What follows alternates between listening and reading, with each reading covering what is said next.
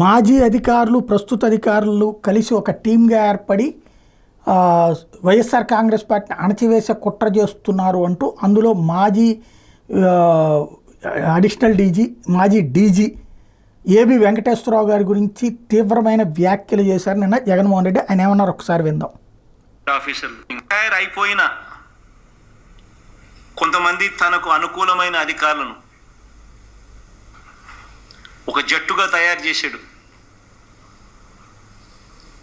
AB Venkateswararao అని ఒకడు, ఆర్పి ఠాకూర్ అని ఇంకొకడు, యోగానంద్ అని ఇంకొకడు, రిటైర్డ్ ఆఫీసర్లు ఒక జట్టుగా తయారు చేశాడు.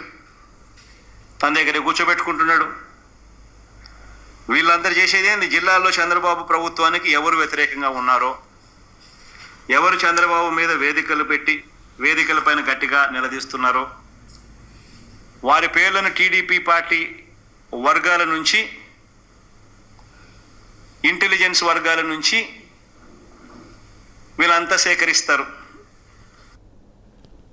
దీని మీదన ఏబి వెంకటేశ్వరరావు తీవ్రంగా స్పందించారు, కఠినంగా వ్యాఖ్యానించారు. మిస్టర్ జగన్ రెడ్డి, నోరు అదుపులో పెట్టుకో, మాట సరి చేసుకో, భాష సరి చూసుకో. ఒకసారి ప్రజల విశ్వాసం కోల్పోయినా, ఒకసారి నోరు జారినా తిరిగి వాటిని అన్నటికీ పొందలేరు. నీలా కుసంస్కారంతో నేను మాట్లాడను, తెర వెనక బాగోతాలు నడపను అంటూ నేనేంటో తలవంచని నా నైజమేంటో గడిచిన 5 ఏళ్లలో నువ్వు చూసావు. Be careful for the record. నిన్న నువ్వు నా గురించి చెప్పింది పచ్చి అబద్ధం అంటూ ఘాటైనటువంటి వ్యాఖ్యలతో కూడినటువంటి ట్వీట్ చేశారు. ఇది పెద్ద ఎత్తున వైరల్ అవుతోంది, సంచలనం అవుతోంది.